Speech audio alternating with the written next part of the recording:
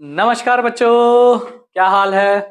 तो आज का जो सेशन है वो बहुत ही मजेदार होने वाला है और बहुत ही अच्छा होने वाला है, क्योंकि कुछ एक्सपेरिमेंट्स भी हैं और थ्योरीज भी हैं और एसिड बेस एंड सॉल्ट का ये पार्ट नंबर 2 है। और आज के दिन ये चैप्टर पूरी तरीके से फिनिश होने जा रहा है और फिनिश होने के बाद आपका काम सिर्फ इतना रहेगा, इसको एक बार आप रिवाइज करेंगे इस वीडियो को देखने के बाद, और उसके बाद बोर्ड में आए हुए सभी क्वेश्चंस को आप सॉल्व करेंगे। जो भी डाउट होगा कमेंट में आप भेज सकते हो। कमेंट में ना भेज पाओ तो आप उसकी फोटो क्लिक करके मेरे इंस्टाग्राम हैंडल पे भेज सकते हो। कॉन्सेप्ट फिजिक्स नाम से आपका इंस्टाग्राम चैनल है, सॉरी इंस्टाग्राम आईडी है मेरी, उस पे आप सेंड कर सकते हो। आप अपने डाउट्स इंस्टाग्राम पे अगर भेजेंगे तो मैं एक वीडियो, जब इसका क्वेश्चन का वीडियो लेके आऊंगा तो उसमें आपके क्वेश्चन सभी इंक्लूडेड होंगे। तो जल्दी से जल्दी इस सेशन को देखिए और जो भी डाउट्स हैं इस चैप्टर से रिलेटेड उसको कमेंट सेक्शन में या फिर इंस्टाग्राम पे भेज दीजिए। टेलीग्राम चैनल भी इसी नाम से है, concept physics by Mayank Pandey, उस पर भी आप जाकर के ज्वाइन हो सकते हैं। दिस इज अ ग्रुप, यहाँ आप मैसेज तो नहीं कर सकते लेकिन आप नोट्स वगैरह पा सकते हैं। तो ज्यादा देर ना करते हुए आप सबका स्वागत करता हूं मैं अपने इस प्यारे से channel physics, concept physics by Mayank Pandey, और स्टार्ट करता हूं आज का सेशन और आज की जर्नी। और मजेदार जर्नी होने वाली है क्योंकि आज हम इस चैप्टर को खत्म भी करेंगे और कुछ अच्छे से प्यारे से एक्सपेरिमेंट्स भी करेंगे, देखेंगे। तो स्टार्ट करते हैं आज की जर्नी। तो पिछले क्लास में मैंने बेस तक आपको क्लियर कर दिया था कि what is acid and what is base, and chemical and physical properties of acid and chemical and physical properties of base. तो आज हम लोग पढ़ेंगे इंडिकेटर्स। उसमें मैंने पीएच वैल्यू भी आपको बता दिया था और पीएच के साथ साथ आज हम लोग स्टार्ट करेंगे क्या, इंडिकेटर्स। तो इंडिकेटर्स क्या होते हैं बेटा? इंडिकेटर्स एक ऐसे सब्सटेंस होते हैं जो एसिडिक मीडियम में और बेसिक मीडियम में अलग अलग कलर्स शो करते हैं और अलग अलग ऑर्डर। ऑर्डर का मतलब क्या होता है? ऑर्डर का मतलब होता है आपका smell. Order means what? Smell, यानी गंध। स्मेल मीन्स गंध। सुगंध और दुर्गंध की बात नहीं हो रही है, ये बात हो रही है गंध की। ठीक है, दो टाइप के गंध होती हैं, एक सुगंध होता है, एक दुर्गंध होती है। तो गंध मतलब दोनों प्रकार का। ठीक है, समझ गए? ये आपका इंडिकेटर्स है। इंडिकेटर्स को हिंदी में क्या बोलते हैं बेटा? इंडिकेटर्स को हिंदी में बोलते हैं सूचकांक। ठीक है, तो अब यहां पे बात समझते हैं। There are many substance which show different colours and odour in acidic and basic medium, such substances are called acid base indicator. ऐसे सब्सटेंस को हम लोग क्या कहते हैं? एसिड बेस इंडिकेटर कहते हैं। तो कुछ इंडिकेटर्स क्या होते हैं, हमारे घरों में भी होते हैं, जैसे टर्मरिक। टर्मरिक टर्मरिक क्या करता है बेटा? ये वैसे नॉर्मल क्या होता है, येलो कलर का होता है, येलो कलर का होता है, बट बेसिक मीडियम में इसका कलर रेड हो जाता है। तो बेसिक मीडियम में इसका कलर क्या हो जाता है? रेड हो जाता है। तो टर्मरिक एक क्या है? इंडिकेटर है।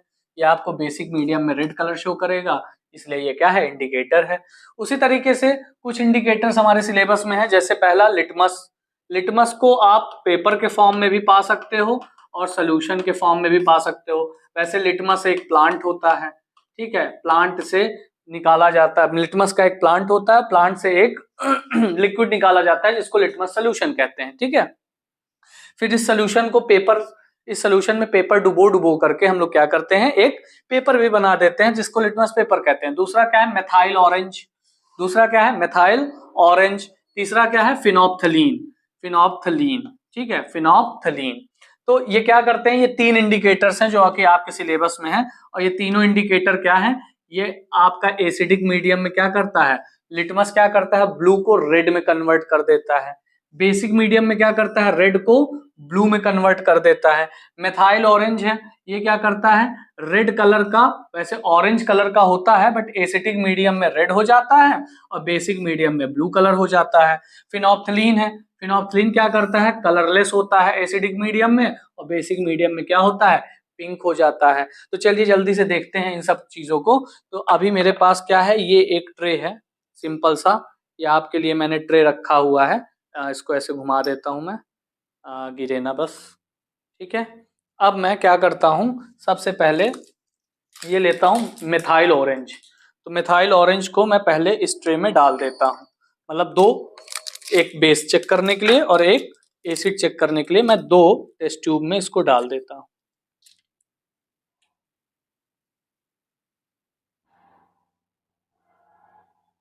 ये मैंने डाल दिया, ठीक है, ये मैंने इसको इसमें डाल दिया।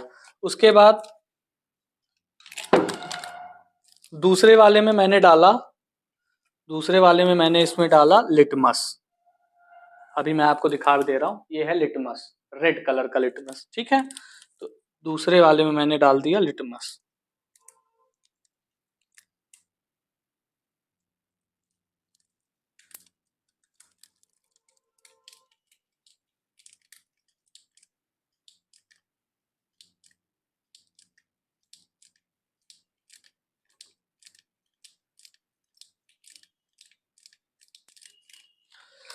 हाँ, दूसरे में डाल दिया लिटमस और तीसरे में डाल देता हूँ फिनोप्थलीन।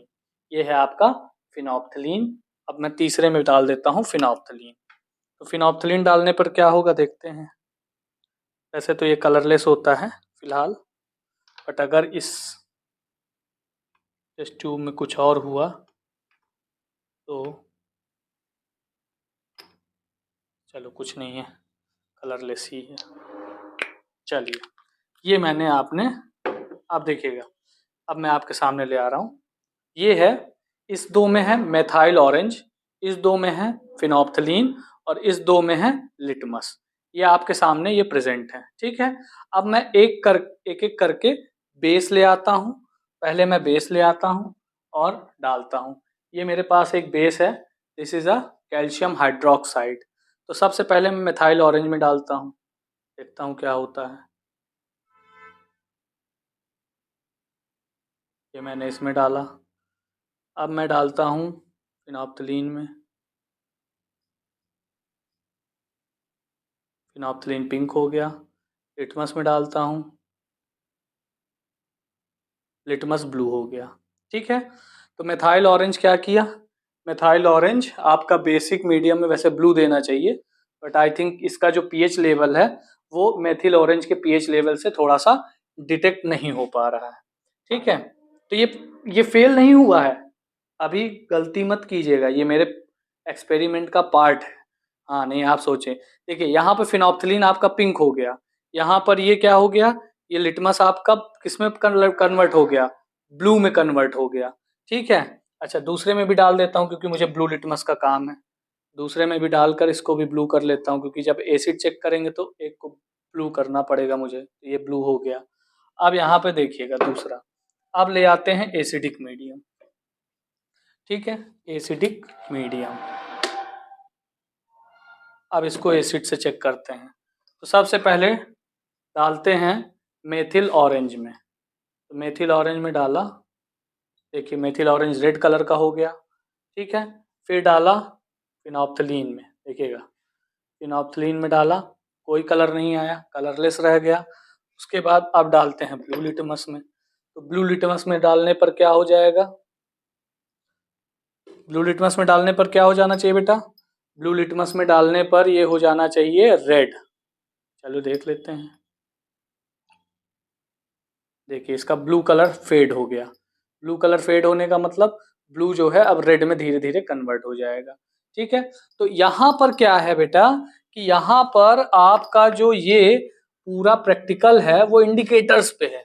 इंडिकेटर्स मींस मैंने सबसे पहले क्या लिया था, मेथिल ऑरेंज लिया था। अब देखिए कितना कलरफुल लग रहा है, देखिए ये आपका मैथिल ऑरेंज है बेसिक मीडियम में कलर, ये मैथिल ऑरेंज है किसमें, एसिडिक मीडियम में कलर, ये फिनोप्थलीन है बेसिक मीडियम में कलर, ये फिनोप्थलीन है एसिडिक मीडियम में कलर, ये आपका लिटमस है बेसिक मीडियम में कलर ब्लू है। और देखिए यहाँ पर देखिए ये हल्का सा रेडिश आया है कि नहीं, देखिए हल्का सा रेड हो गया। ये आपका क्या है, आपका लिटमस है जो कि एसिडिक मीडियम में कलर दे रहा है, ठीक है। अब यहाँ पर बात ये आती है कि why the methyl orange colour does not turns blue in basic medium, ठीक है। इस बेसिक मीडियम में इसका कलर ब्लू हो जाना चाहिए था, बट क्यों नहीं हुआ, तो इस क्वेश्चन का आंसर अभी मैं थोड़ी देर में आपको देता हूं। पहले आप ऑल फैक्ट्री इंडिकेटर्स पढ़ लीजिए, जस्ट इसके बाद वाली स्लाइड में इस चीज का आंसर आपको मिल जाएगा। तो अब क्या होता है, ये ऐसे इंडिकेटर्स होते हैं बेटा जो कि सिर्फ क्या बताते हैं, कलर में चेंज करते हैं, मतलब कलर चेंज करके बता देते हैं कि आपके पास जो चीज है वो एक्चुअल में एसिडिक है या फिर बेसिक है, ठीक है। लेकिन दूसरे इंडिकेटर्स कौन से होते हैं, ऑल फैक्ट्री इंडिकेटर्स। ठीक है, ऑल फैक्ट्री इंडिकेटर्स। मेरी खांसी को नजरअंदाज कर दीजिएगा, तबीयत थोड़ी नासाज है, मतलब भारी शब्द बोलने की आदत है थोड़ा, तबीयत थोड़ी नासाज है, इसलिए माफ कीजिएगा। तो there are some substances which gives one type of order in acidic medium and gives different type of order in basic medium. These substances are known as olfactory indicators. अब ऐसे इंडिकेटर्स भी होते हैं मार्केट में जो कि उनकी smell ही change हो जाती है एसिड और बेसिक मीडियम में। जैसे पहला इंडिकेटर है आपका ओनियन। ओनियन मतलब जानते हैं प्याज। ये क्या होता है, एसिडिक मीडियम में नॉट चेंज द ऑर्डर, अपने खुशबू को चेंज यानी अपने गंध को, अपने स्मेल को चेंज नहीं करता, लेकिन बेसिक मीडियम में क्या हो जाता है, ऑर्डरलेस हो जाता है। कभी किसी अच्छे रेस्टोरेंट में जाइएगा 5 स्टार टाइप के, ठीक है, 5 स्टार 3 स्टार, ठीक है, समझ रहे हैं, 3 स्टार, इन सब टाइप के रेस्टोरेंट में अगर आप गए तो जब आप डिनर या लंच करने जाओगे तो आपको पता है वो क्या ला के देते हैं, सैलेड ला के देते हैं। वो क्या ला के देते हैं, सैलेड। तो सैलेड में आपका जो ओनियन होता है, ओनियन को अलग से लाते हैं, वो एक ग्रीन सैलेड देते हैं और ओनियन को अलग से ला के देते हैं। और ओनियन डूबा होता है एक लिक्विड में। ओनियन किस में डूबा होता है, एक लिक्विड में। क्यों डूबा होता है, क्योंकि वो मीडियम बेसिक होता है, और बेसिक मीडियम में ओनियन का जो ऑर्डर होता है यानी स्मेल होती है वो फिनिश हो जाती है। क्योंकि आप प्याज खा लेते हो तो आपका माउथ जो है वो स्मेल करने लगता है प्याज की तरीके से, यानी ओनियन की तरीके से। तो इसलिए जब ओनियन अच्छे रेस्टोरेंट में आप खाने जाओगे तो सैलेड के साथ जो ओनियन आता है वो अलग से एक बर्तन में निकाल करके एक लिक्विड में डुबो के लाते हैं। और वो लिक्विड कैसा होता है, वो लिक्विड होता है बेस। तो अगर उन्होंने एसिड बेस सॉल्ट नहीं पढ़ा होता तो उनको कैसे पता होता कि हमको अपने कस्टमर को जो सर्व करना है वो इस चीज में डुबो के देना है, ताकि ये ओनियन का स्मेल आपको उनको ना पता चले, ठीक है। तो इस तरीके का वहां पर देखा जाता है। अब अच्छे रेस्टोरेंट्स में ही ऐसा कुछ किया जाता है, बाकी छोटे सस्ते रेस्टोरेंट जहां हम लोग गरीब जैसे इंसान खाने जाते हैं वहां पर क्या ही मतलब है, स्मेल आ भी रही है तो क्या दिक्कत है ना। अब आप जैसे जो अमीर इंसान है, जो थोड़ा सा पैसे वाले हो, वो क्या करते हैं, अच्छे रेस्टोरेंट में जाते हैं, तो आपको तो ये पता ही होगा, मैंने तो सुना है किसी से कि भैया वहां ऐसा होता है, बाकी मैं गया कभी नहीं हूँ, ठीक है। चलिए, तो दूसरा इंडिकेटर्स क्या है, वेनिला। वेनिला होता है, वेनिला क्या है, ये आपका जब इसको आप बेसिक मीडियम में डालोगे तो इसका स्मेल डिस्ट्रॉय हो जाएगा। वेनिला का स्मेल क्या होगा, बेसिक मीडियम में डिस्ट्रॉय यानी स्मेल खत्म हो जाएगी। लेकिन जैसे ही इसको तुम एसिडिक मीडियम में लाओगे ये अपने स्मेल को फिर से क्या कर लेगा, रिटेन कर लेगा, यानी इसकी स्मेल फिर से आने लगेगी। तो मान लो आपको दो चीज दिया हुआ है आपको, और वेनिला दिया हुआ है, बताओ कौन सा एसिड है कौन सा बेस, तो आप वेनिला के साथ थोड़ा सा मिक्स कर दो। अगर स्मेल बनी रही तो वो एसिडिक है, स्मेल चली गई तो वो बेसिक है, खत्म बात, ठीक है। क्लोव ऑयल, क्लोव मतलब जानते हैं ना, क्लोव मतलब होता है लौंग, लौंग, ठीक है। अरे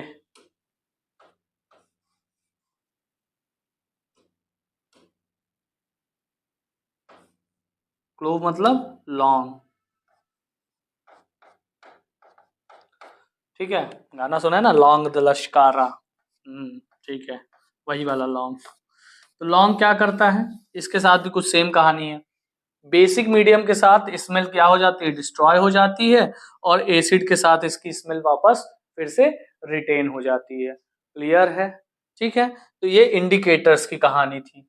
अब बात आते हैं मेथिल ऑरेंज का कलर क्यों ब्लू नहीं हुआ, ऑरेंज का ऑरेंज ही रह गया। तो उसका आंसर ये है कि all the indicators had some limitation, so we made a universal indicator in lab which gives different color at every pH level। यार हर एसिड का अपना एक pH लेवल होता है।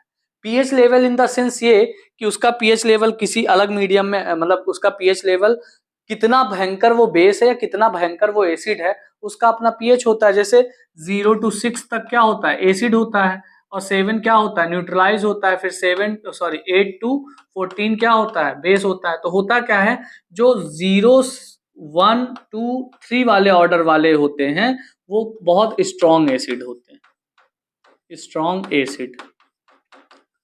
और जो इधर की ओर होता है 13, 14, 12, 11, ये वाले क्या होते हैं, स्ट्रॉन्ग बेस होते हैं। ठीक है, ये सब क्या होते हैं, स्ट्रॉन्ग बेस होते हैं। और बाकी अब जो उधर है 5, 6, 4, 5, 6 वाले, या फिर 8, 9, 10 वाले, ये सब क्या है, वीक बेसेस हैं या वीक सॉल्ट है। तो होता क्या है कि सबका अपना एक लिमिटेशन है। जैसे फिनोप्थलीन है, वो 8 to 9.6 ही क्या कर पाता है, डिटेक्ट कर पाता है। इसीलिए एसिडिक मीडियम में इसका कलर चेंज नहीं होता। क्यों? क्योंकि भैया एसिड तो स्टार्टर होता है ना 6 से लेकर के 1 तक। तो भैया जब एसिड को डिटेक्ट ही नहीं कर पाएगा तो उसका कलर क्यों चेंज होगा। तो 8 to 9.6 केवल ये डिटेक्ट कर पाता है। अब 9.6 का मतलब, अब देखो बेसिक जो मैंने बेस यूज किया था वो अबाउट 9.1 के ऑर्डर या 9.2 के ऑर्डर का रहा होगा। तो इसलिए इसका कलर क्या हो गया, पिंक हो गया। ठीक है। लिटमस क्या करता है, 4.5 to 8.3। ठीक है। अच्छा, लिटमस में भी कलर चेंज हुआ था ना, तो मेरा जो बेस था वो अबाउट 8 पॉइंट समथिंग का होगा, 8 पॉइंट समथिंग का रहा होगा या 7 पॉइंट समथिंग का रहा होगा। तो 8 के अबाउट होगा मेरा जो बेस होगा। तो इसलिए ये लिटमस भी क्या कर लिया, डिटेक्ट कर लिया कि मेरा बेस था या फिर एसिड था। लेकिन मेथाइल ऑरेंज के साथ देखिए क्या है, 3 to 5, ये भाई साहब सिर्फ 3 से 5 तक के मीडियम को ही डिटेक्ट कर पाते हैं। तो 3 से 5 तक के मीडियम को डिटेक्ट करने का मतलब ये है कि जो मेरा बेस 8 पॉइंट समथिंग का था, तो इनका कलर चेंज होगा कैसे, क्योंकि इनको उस पीएच पर तो इनका कोई वर्क ही नहीं है, उस पीएच पे ये कोई वर्क कर ही नहीं पाएंगे। तो ये कैसे डिटेक्ट करेंगे कि मेरा बेस है या नहीं है। तो इसीलिए मेथिल ऑरेंज का कलर चेंज नहीं हुआ। ठीक है। तो इसीलिए इस प्रॉब्लम को दूर करने के लिए हम लोगों ने बनाया यूनिवर्सल इंडिकेटर्स। तो यूनिवर्सल इंडिकेटर्स एक ऐसा इंडिकेटर होता है जो हर पीएच लेवल पर अलग कलर शो करता है। जैसे पीएच 1 होगा तो रेड शो करेगा, पीएच 2 होगा तो पिंक शो करेगा, पीएच 3 होगा तो ऑरेंज शो करेगा, पीएच 4 होगा तो थोड़ा और लाइट ऑरेंज शो करेगा, पीएच 5 होगा तो येलो शो करेगा, पीएच 6 होगा तो लाइट ग्रीन, पीएच 7 होगा थोड़ा और डार्क ग्रीन, पीएच 8 होगा तो और ग्रीन, ठीक है, डार्केस्ट ग्रीन। फिर स्काई ब्लू 9 पे, फिर थोड़ा पर्पल, यानी वो मतलब स्काई, डार्क स्काई ब्लू, फिर पर्पल, लाइट पर्पल, फिर तगड़ा वाला पर्पल, फिर थोड़ा सा और लाइट पिंक, और फिर डार्क पिंक। तो अलग अलग पीएच लेवल्स पे अलग अलग कलर शो कर देगा, जिससे हमको पता चल जाएगा कि एक्चुअल में हमारा जो एसिडिक मीडियम या बेसिक मीडियम है उसका कलर एक्चुअल में है क्या।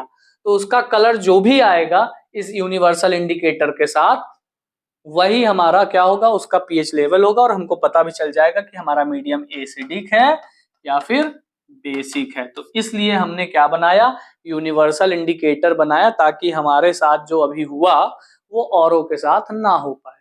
ठीक है। तो मेथाइल ऑरेंज वगैरह का यूज इसीलिए थोड़ा सा कम किया जाता है। अब बात करते हैं सॉल्ट्स की। सॉल्ट्स को हिंदी में क्या बोलते हैं बेटा, लवण। लवण, सॉल्ट्स को हिंदी में क्या बोलते हैं बेटा, लवण। तो सॉल्ट्स क्या होता है, a substances formed by the partial और कंप्लीट, यहाँ पे COM है, complete replacement of H plus ion of an acid by a metal और electropositive ion is called salt.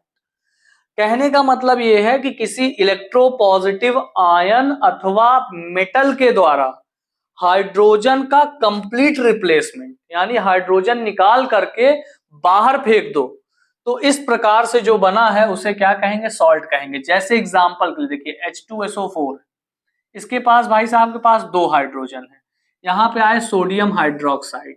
इस सोडियम भाई साहब ने क्या किया, सोडियम भाई साहब ने हाइड्रोजन को लात मार के बाहर कर दिया। ठीक है, चलो तुम निकलो, और खुद आकर के जुड़ लिए। अब सोडियम क्या है, एक मेटल है, इलेक्ट्रोपॉजिटिव आयन है, तो सोडियम ने बना दिया HSO4। अच्छा चलो, एक ही हाइड्रोजन को निकाला तो NaHSO4। अच्छा, यहाँ पे लिखा हुआ है कंप्लीट रिप्लेसमेंट और पार्शियल रिप्लेसमेंट। भाई कंप्लीट भी रिप्लेसमेंट कर सकते हो, पार्शियल भी कर सकते हो। तो अभी तो यहाँ इन्होंने एक हाइड्रोजन को बाहर निकाला और बना क्या लिया, H2O।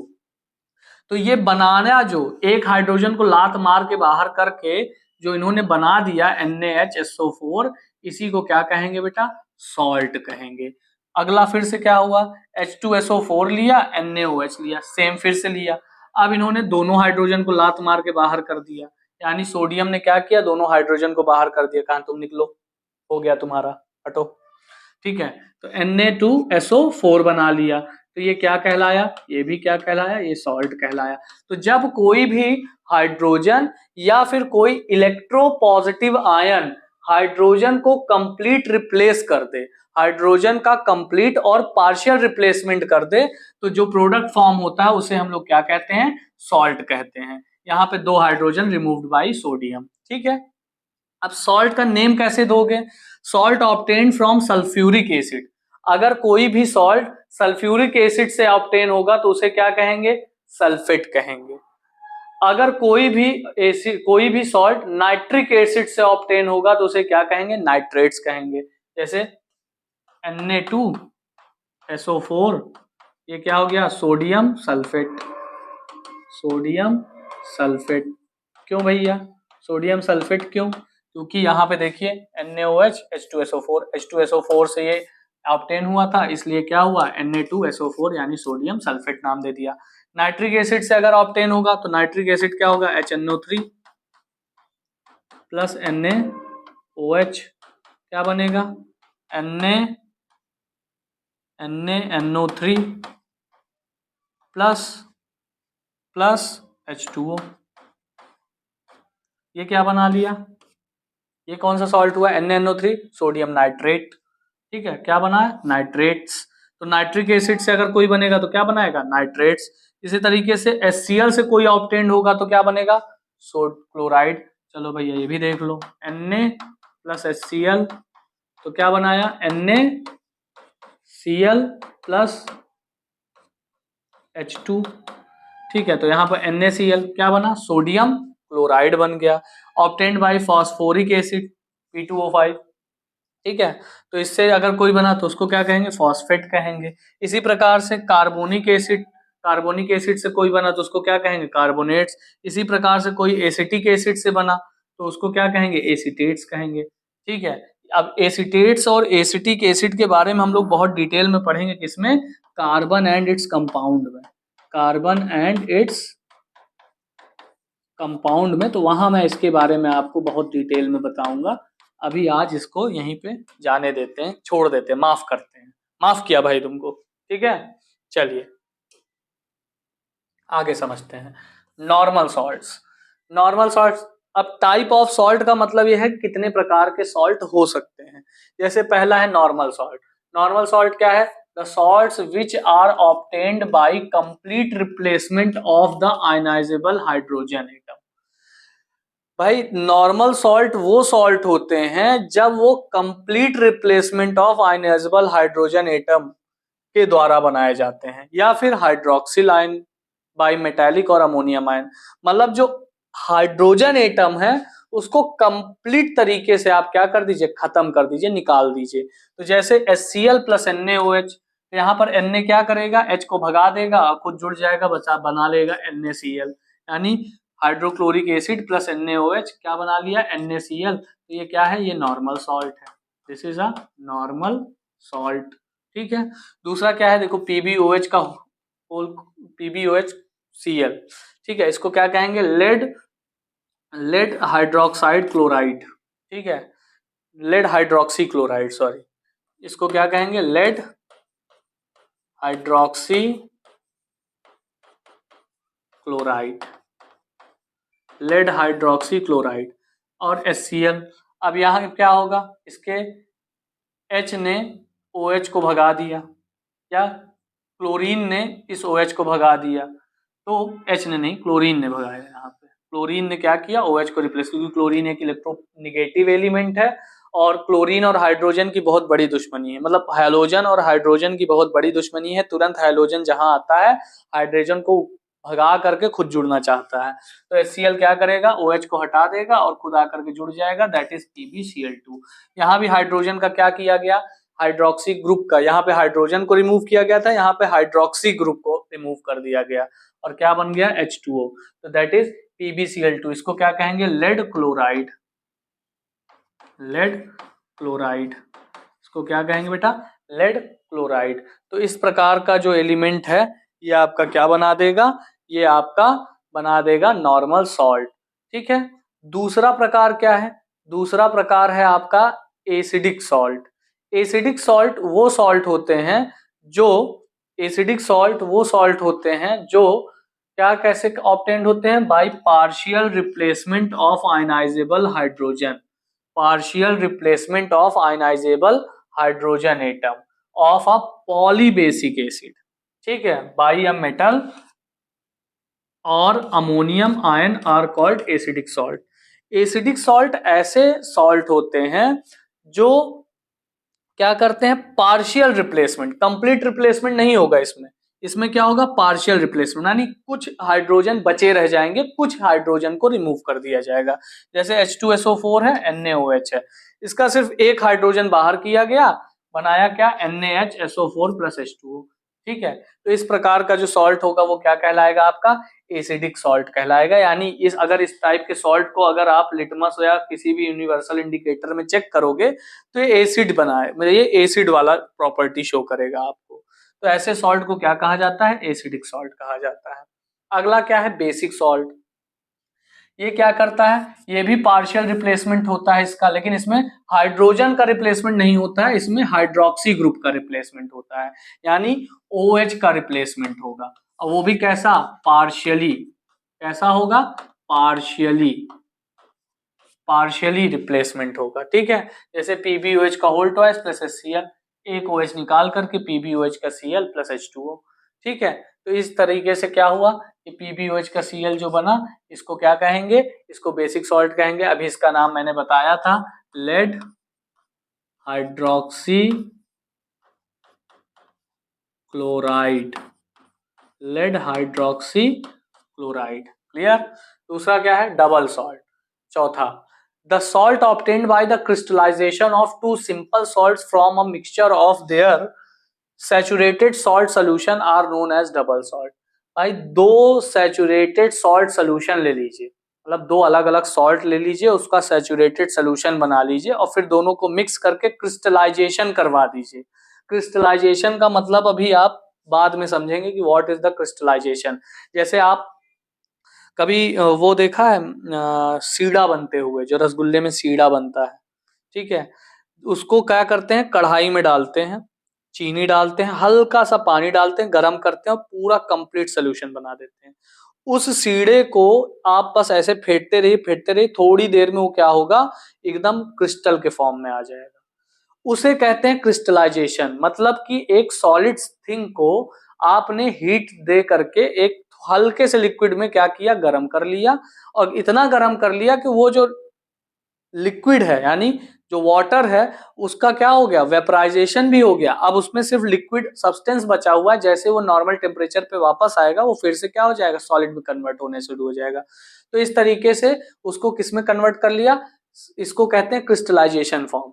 तो यहाँ पे देखो K2SO4 लिया, ठीक है, पोटेशियम सल्फेट, फिर यहाँ पे लिया Al2SO4 का होल थ्राइस, एल्युमिनियम सल्फेट, फिर यहाँ पे लिया वाटर, थोड़ा वाटर मिलाना पड़ता है क्रिस्टलाइजेशन के लिए। क्रिस्टलाइजेशन किया क्या बना K2SO4 Al2SO4 और 24H2O। ये एक टाइप का क्या बन गया, ये आपका एक टाइप का आपका क्या बन गया सॉल्ट। इस सॉल्ट को क्या कहेंगे डबल सॉल्ट। ऐसे सॉल्ट को क्या कहेंगे बेटा डबल सॉल्ट कहेंगे, ऐसे सॉल्ट को डबल सॉल्ट कहेंगे। अब इसमें देखो एक तो होता है मोहर्स नहीं है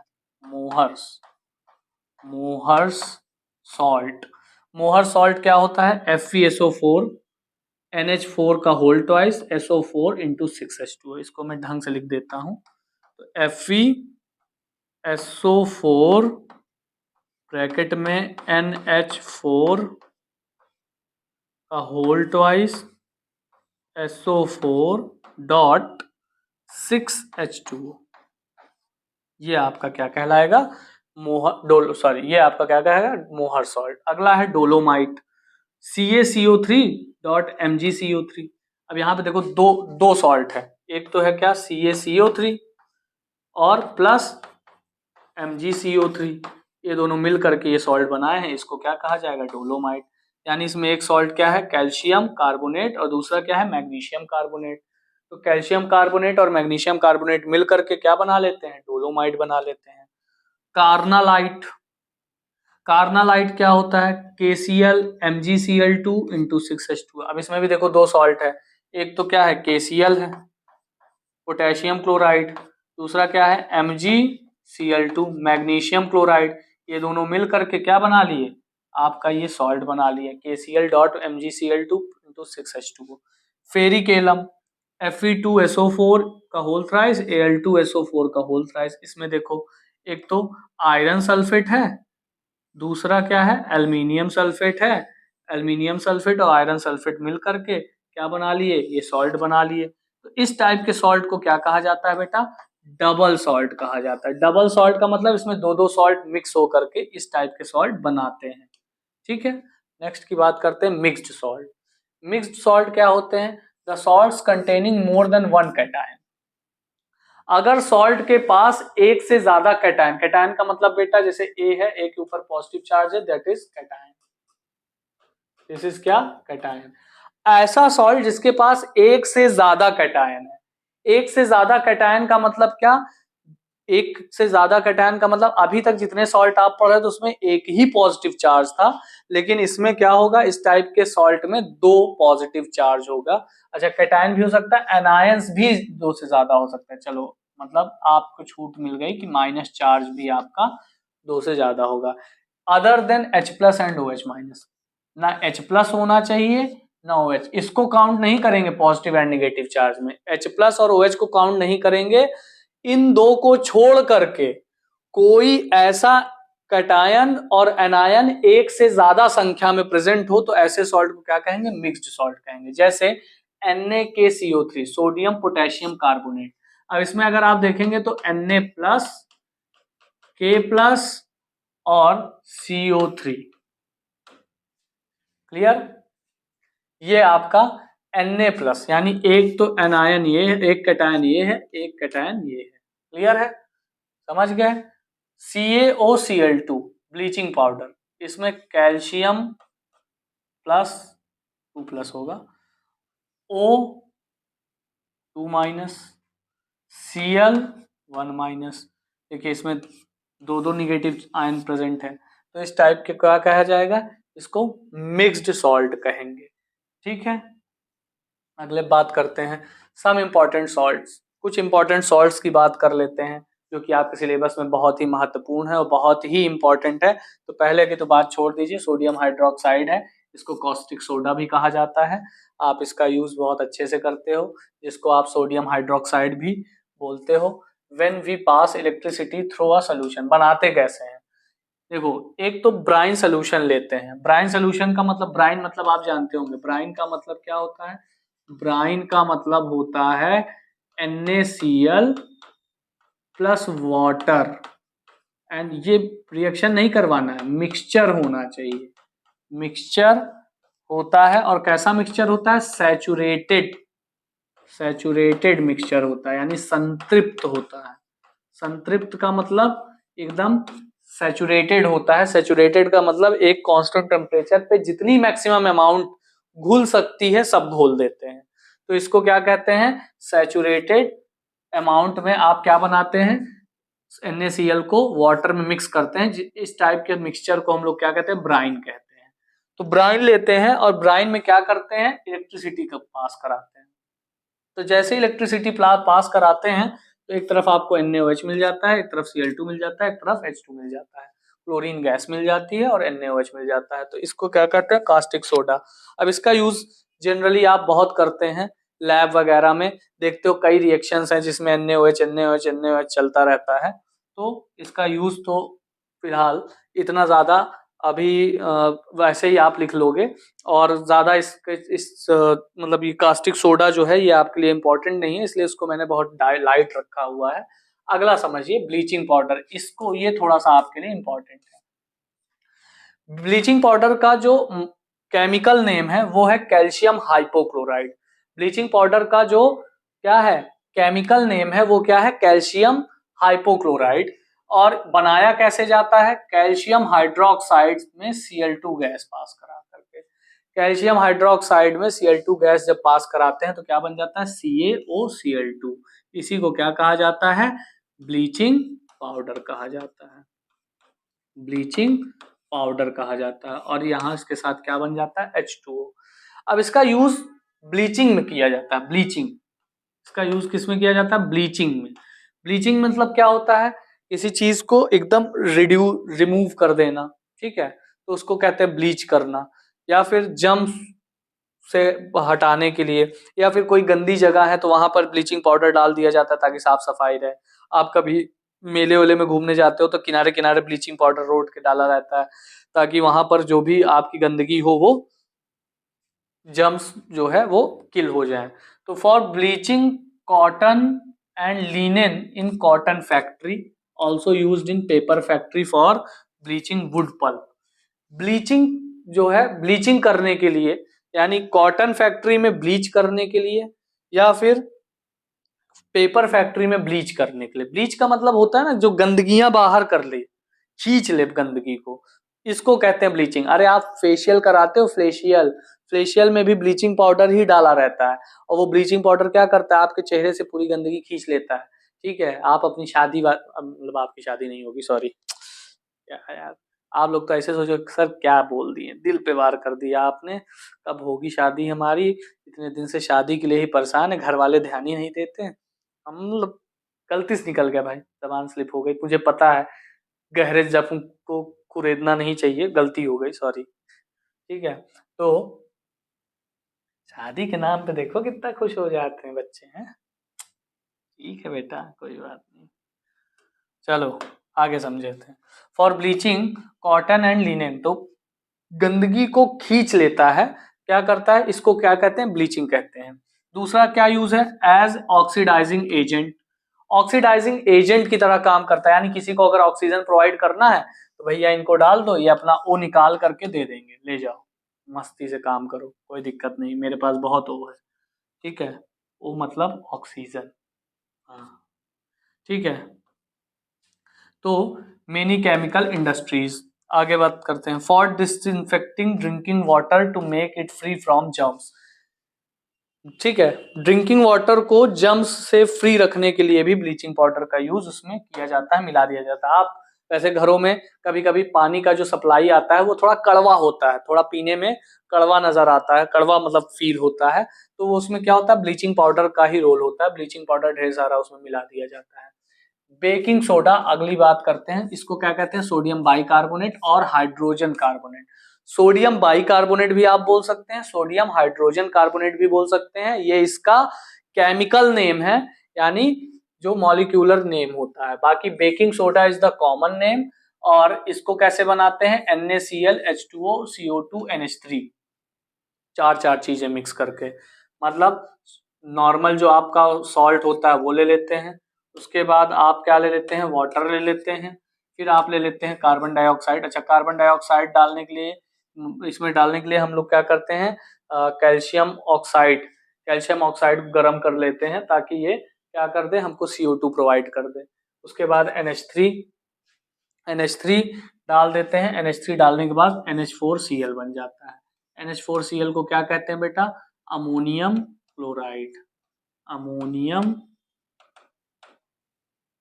क्लोराइड, अमोनियम क्लोराइड। और NaHCO3, इसी को क्या कहा जाता है, sodium bicarbonate, sodium bicarbonate, sodium bicarbonate कहा जाता है। क्लियर। अब क्या है, it can be use to neutralise an acid because it is a mild non corrosive because due to hydroxy of HCO3 ion. अब इसमें HCO3 minus यानी HCO3 minus ion होने की वजह से ये लिटिल बिट बेसिक होता है, तो हम लोग क्या करते हैं, और बेसिक होने के साथ साथ नॉन कोरोसिव होता है, यानी ये जलाता नहीं है, ये बेसिक तो होता है बट ये जलाता नहीं है, इसलिए इसका यूज हम लोग न्यूट्रलाइज करने के लिए, एसिडिक मीडियम को न्यूट्रलाइज करने के लिए भी यूज कर लेते हैं। व्हेन इट इज हीटेड, जब इसको गर्म किया जाता है NaHCO3 को, तो बनता है Na2CO3 plus H2O plus CO2। जब इसको गर्म करते हैं तो क्या बना देता है, ये सोडियम कार्बोनेट बना देता है। क्या बना देता है भाई साहब, सोडियम कार्बोनेट बना देता है, सोडियम कार्बोनेट बना देता है। ठीक है, समझ गए भैया आप। अच्छा, बेकिंग सोडा का यूज आप क्या करते हो, बेक करने के लिए करते हो। तो बेक कर, किसी चीज को अगर बेक करोगे, जैसे आप ब्रेड बनाते हो या फिर आप इडली बनाते हो, तो उसमें जो वो होता है ना, उसका क्या बोलते हैं, मैंने बनाया नहीं कभी इडली, तो अरे वो चावल ओवल का क्या रहता है, उड़द की दाल ओल का, फिर उसमें थोड़ा सा बेकिंग पाउडर डाल करके थोड़ी देर के लिए रख दिया जाता है ताकि वो बेक्ड हो जाए। तो बेक्ड कैसे होता है, उसमें कार्बन डाइऑक्साइड गैस निकलने लगती है। This is the carbon dioxide gas. ये गैस क्या करती है, उसमें बबल्स फॉर्म करती है, अंदर से कार्बन डाइऑक्साइड गैस उठती है और बबल फॉर्म कर देती है, इसी को कहते हैं बेकिंग। तो जो ब्रेड बनाया जाता है, जो केक बनाया जाता है, उसमें बेकिंग सोडा डाल दिया जाता है, और वो प्रोसेस क्या होता है, जब उसको थोड़ा सा हीट प्रोवाइड होती है तो उसमें CO2 गैस निकलने लगती है, और CO2 गैस क्या करती है, उसमें बीच बीच में धब्बा धब्बा धब्बा धब्बा करके निकलती है। तो जो वो जब ठंडा होता है पूरा, तो उसमें ऐसे गड्ढे गड्ढे गड्ढे गड्ढे पड़े रहते हैं, और खूब पोर्स होते हैं उन सब चीजों में। जैसे केक को आप ऐसे तोड़िए, देखिए अंदर खूब पोर्स होते हैं, ब्रेड को तोड़िए, अंदर खूब क्या होते हैं, छेद होते हैं छोटे छोटे। इसी तरीके से बेकिंग सोडा आपका वर्क करता है। इडली तोड़िए, उसमें भी आपका देखो बीच बीच में छेद होगा। तो इस तरीके से बेकिंग सोडा वर्क करता है, क्योंकि उन छेदों से कौन गुजरा है, CO2। ठीक है, CO2 कहता है तेरी गलियां। ठीक है, CO2 क्या करता है, गलियों को छोड़ता नहीं है, और बेकिंग सोडा डालने पर CO2 भाई साहब मुक्त होते हैं, और अपने इडली, ब्रेड, रोटी, केक, जिसको भी आप बेक कर रहे हो, उसकी गलियों में बेशुमार घूमते हैं, और इसीलिए गलियां पूरी क्या होती हैं, पोरस हो जाती हैं। यानी पूरा का पूरा ब्रेड क्या हो जाता है, छिद्र युक्त हो जाता है, पोरस हो जाता है। क्लियर। चलिए यूजेस समझ लेते हैं। For making baking powder which is mixture of baking soda when it is mixed with water. भाई बेकिंग पाउडर बनाता है, बेकिंग पाउडर क्या होता है, जब वाटर के साथ मिक्स होता है तो बेकिंग सोडा बना लेता है। ठीक है, जैसे NaHCO3 plus H plus ion लेकर के क्या बना लेगा, CO2 H2O और सोडियम सॉल्ट ऑफ एसिड। ठीक है, बेकिंग पाउडर में ये होता है। दूसरा, as an ingredient in the antacid. Antacid मतलब, एंटा एसिड के बारे में मैंने आपको इसके लास्ट वाले लेक्चर में पढ़ाया था, एंटा एसिड क्या होता है। तो एंटा एसिड में भी यूज होता है। एंटा एसिड क्या किस काम में आता है, न्यूट्रलाइजेशन रिएक्शन में, न्यूट्रलाइजेशन रिएक्शन में काम आता है हमारे स्टमक के। ठीक है, it is used in soda acid fire extinguisher. Soda acid fire extinguisher का मतलब, सोडा एसिड का मतलब, अरे कुछ रॉकेट देखा होगा प्रैक्टिकल वैक्टिकल करते वक्त, उसमें पीछे से प्रेशर से निकलता है रॉकेट, बोतल उड़ जाती है।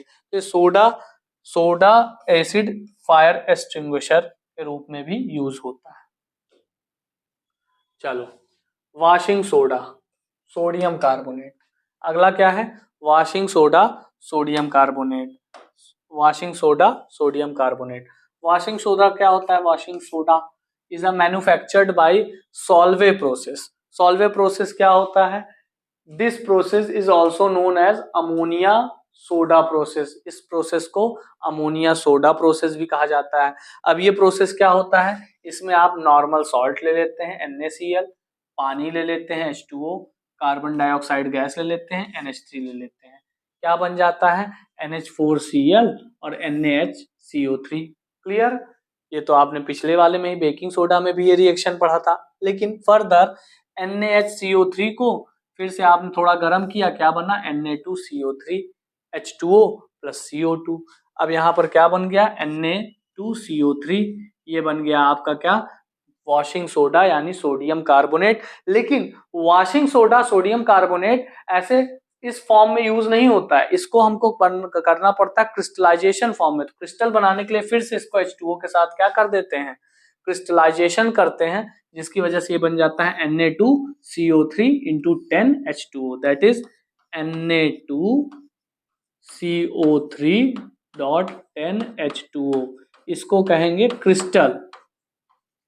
ये क्या है, क्रिस्टल है। किसका क्रिस्टल है, सोडियम कार्बोनेट का। ये किसका क्रिस्टल है, सोडियम कार्बोनेट का। This is a crystal of sodium carbonate.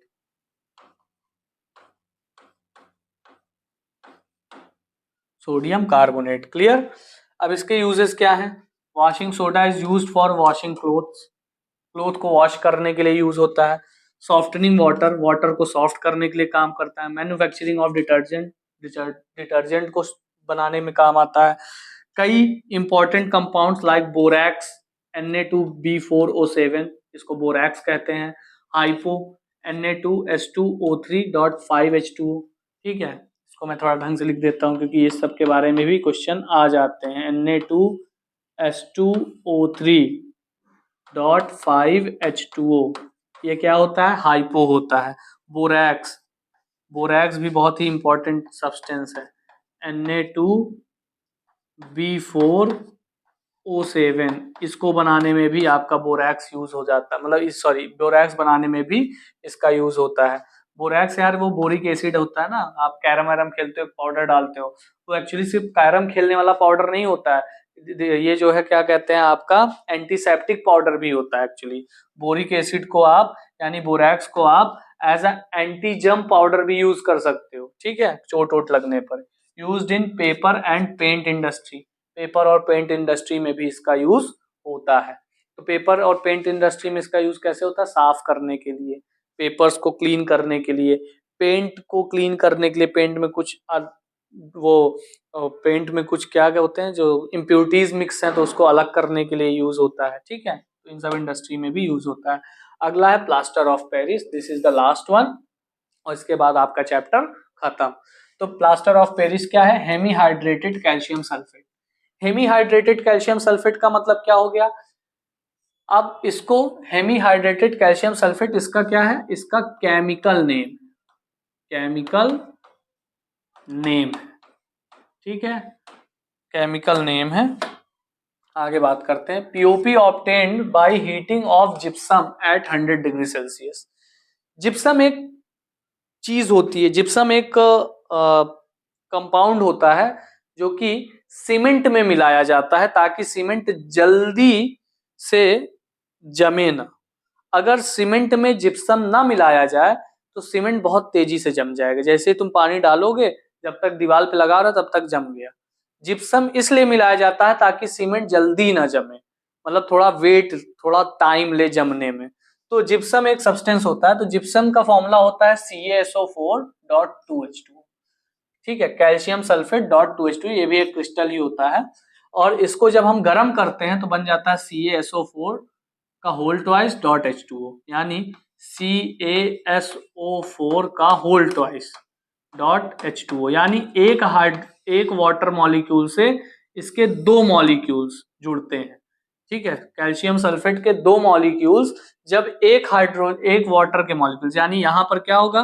Calcium sulphate CaSO4, उसके बाद यहां से एक बॉन्ड बनाएगा वाटर के साथ, फिर एक बॉन्ड बनाएगा यहां से क्या? Calcium sulphate. तब इस टाइप का एलिमेंट मिलेगा जिसको हम लोग क्या कहेंगे? जिसको हम लोग कहेंगे क्या? Zip sorry, plaster of Paris. इसको लिखने के लिए हम लोग ऐसे भी लिखते हैं, याद देखिएगा, CaSO4 डॉट 1/2H2, या फिर CaSO4, अरे भाई दो दो मॉलिक्यूल एक हाइड्रोजन को शेयर कर रहे थे। ठीक है, दो मॉलिक्यूल, ये गलत हो गया बस, Ca4 का होल ट्वाइस है, डॉट 2H2O यहाँ पे गड़बड़ हो गया। ठीक है, हाँ चलो, CaSO4, तो दो मॉलिक्यूल, दो हाइड्रोजन के मॉलिक्यूल, सॉरी एक हाइड्रोजन वाटर का मॉलिक्यूल, एक वाटर का मॉलिक्यूल दो कैल्शियम सल्फेट मॉलिक्यूल को शेयर कर रहा था। तो एक कैल्शियम सल्फेट कितने वाटर मॉलिक्यूल को शेयर करेगा? 0.5H2O। और 0.5H2O को आप कैसे लिख सकते हो? 1/2H2O। तो भाई दो ठो एक को शेयर कर रहे थे, तो एक क्या करेगा? आधे को ही शेयर करेगा ना, तो आधा मतलब क्या? 1.2, 1/2 या 0.5H2O। क्लियर है? अच्छा, अब दूसरा क्या है? It is a white odourless powder. ये क्या होता है? व्हाइट कलर का होता है और इसकी कोई स्मेल नहीं होती है। It absorb water at room temperature, room temperature में ये पानी को एब्जॉर्ब करता है। It shows setting process when it mixed with 50% of water the reaction during this. Setting का मतलब क्या होता है, जमना। 50% वाटर के साथ जब मिक्स करोगे तो धीरे धीरे क्या करेगा, जमेगा। CaSO4.0.5H2, वही देखो हाफ H2O, इसको आपने वाटर के साथ मिक्स किया 1.5 H2O के साथ, ये क्या बना लिया, CaSO4.2H2O। हाँ, ये एक्चुअली मैं इस रिएक्शन को देख करके यहाँ लिख रहा था, फिर इस पे ध्यान चला है, अभी समझ में वो सही लिखा हुआ है।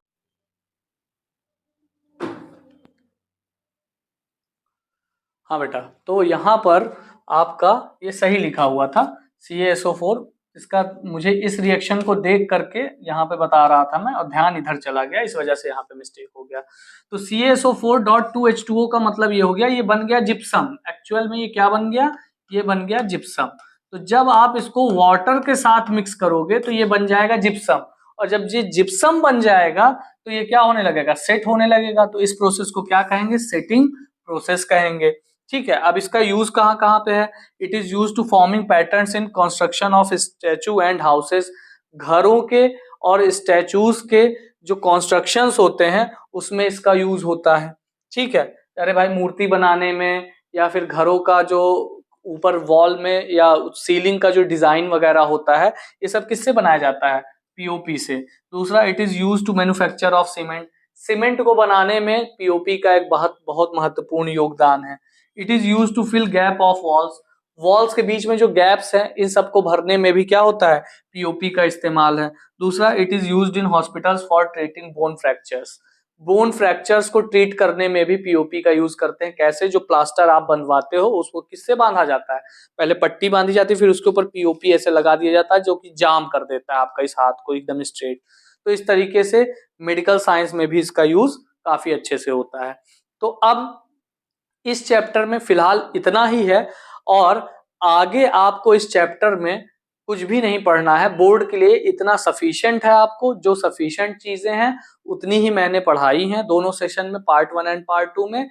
एक्स्ट्रा चीजें कुछ भी नहीं पूछी जाती, इसलिए बिल्कुल टेंशन मत लीजिएगा। इस सेशन को देखिएगा, सारे क्वेश्चन बोर्ड के प्रीवियस ईयर लगाइएगा, और जो ना हो पाए उसको आप इंस्टाग्राम या फिर कमेंट सेक्शन में भेज दीजिएगा। बाकी मैं आपकी पूरी सहायता करूंगा बोर्ड एग्जाम तक, आप ही के लिए अवेलेबल हूँ यूट्यूब पे, नो प्रॉब्लम। और लास्ट में जो क्वेश्चन की सीरीज में 3 घंटे 4 घंटे की लेके आने वाला हूँ, जिसमें complete chemistry question and complete physics question, 2 session आएंगे। एक में कंप्लीट केमिस्ट्री का क्वेश्चन होगा, एक में कंप्लीट फिजिक्स का क्वेश्चन होगा। मे बी वो लाइव भी हो सकता है या फिर ऐसे रिकॉर्डेड भी हो सकता है। तो अगर रिकॉर्डेड हो या लाइव हो, आप उसको पूरा देख लेंगे तो बोर्ड में आपको उसके बाहर से एक सिंगल क्वेश्चन नहीं आएगा, ये मेरा दावा है। तो चीजों को अच्छे से पढ़िए, अच्छे से समझिए, और चैनल को सब्सक्राइब कीजिए, शेयर कीजिए दोस्तों के साथ। जितना ज्यादा आप शेयर करेंगे उतना मेरी हिम्मत मजबूत होगी, ताकि मैं आपको क्या करूं, आगे और अच्छे से इस क्लासेस को कंटिन्यू करूं। क्लियर है इतनी बात? तो आज के लिए फिलहाल इतना ही बेटा। सारे स्लाइड्स मैंने पढ़ा दिया आपको जितना मुझे पढ़ाना था।